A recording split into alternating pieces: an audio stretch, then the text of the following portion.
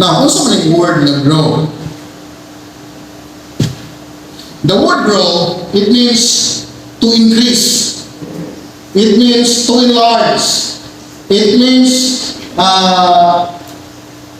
it means, kung ano sa Greek word, it is present imperative, meaning, which could be rendered to be continually growing. Kasi masama, pag ingon ni Peter nga, but grow in grace, wala sa pasabot nga, kung feeling nimo, mitubo na ka, dihara ka. Kung feeling nimo, okay na kasi magkasama pag kinabuhi, dihara ka na kutog. Kaya usahay ng God, natin gitawag ito sa kinabuhi nga murag, okay na rin. Murag niabot na ka sa platuba, pinang matawag ka na bitawag, okay na ko, nanak ko din eh, lingkuan mo ko eh. Nag-involve na ko sa church, naanam ako, naghatag na ko, usa na diha. So okay na ko sa usan pa kinabuhi. So feeling mo, nagtubo na ka.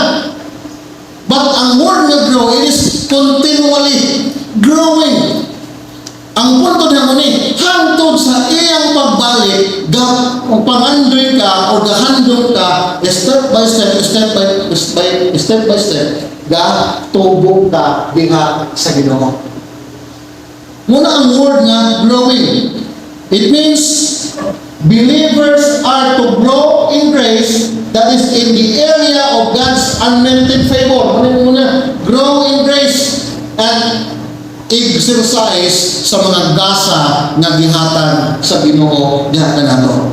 It is learning to love, munang word nga grow. It is learning to love and enjoy the transformation into Christ-likeness.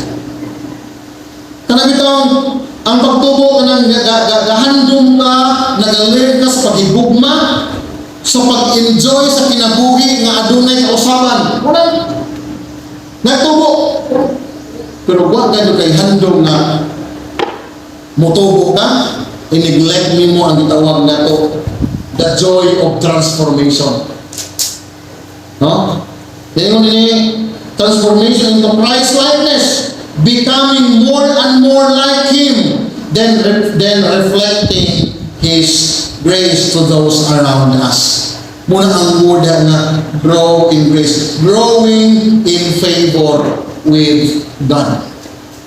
But ang pangutana mo, kini, kung nagpaabot ka karon sa pagbalik sa Ginoo, ang pangutana, kumusta ang imong pagtubo sa iya samtang napaabot ka sa iyang pagbalik? Makaingon ka ba sa iyong kinabuhi na murag inabot na ko sa area na okay na? Or sa adlaw-adlaw, gapaning kahamot gyapon ka nga motubo ka diha sa iyang grasya. When we say grace, sa ang word nga grace, naluwas ta pinaagi sa grasya o motubo pud ta pinaagi sa iyang grasya. Nga nasabtan nila, di man mo kaya nga motubo ka nga ikaw ra. Diba? Naagin mo business, naagin mo atiman. O sa grasa sa Ginoo, gitagaan ta niya mga practical na mga pabaagi aron na motubo. At ang pangutana, naghimo pa ta niini sa imong kinabuhi or feeling nimo moingon na karon enough na kay feeling nimo nagtubo na ka. Now this morning, dali lang niya, I will give you 5 practical ways na motubo ka. And tanawa ni, kay base yung feeling nimo, okay na taan eh.